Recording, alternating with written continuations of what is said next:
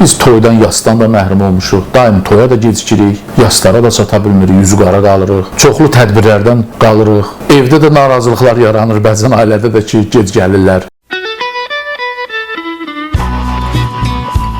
Həkimlik sizin üçün sadəcə bir ixtisasdırmı, yoxsa həyat tərzi? Həkimlik maraqlı sualdır bu da. Həkimlik təkcə sənət deyil, demək olar ki, bizim həyatımıza daxil olub və demək olar ki, həyatımızın çox hissəsini tamamlayır. Biz toydan, yasdan da məhrum olmuşuq. Daim toya da gecikirik, yaslara da çata bilmirik, yüzü qara qalırıq. Çoxlu tədbirlərdən qalırıq. Evdə də narazılıqlar yaranır, bəzən ailədə də ki, gec gəlirlər. Amma professional cərrah üçün, professional həkim olmaq üçün həyatının çox hissəsini, çox şeylərdən keçməlisən ki, gözəl mütəxəssis olasan. O həkim ki, deyir ki, yox, mən hamısının, hər şeyim yerində olmalıdır, o professional cərrah, professional həkim ola bilməyəcək. Çünki gərək sənətini sevəsən də ona vaxt ayırasan. Vaxt ayırmasan, orada professional həkim olmaq mümkün deyil.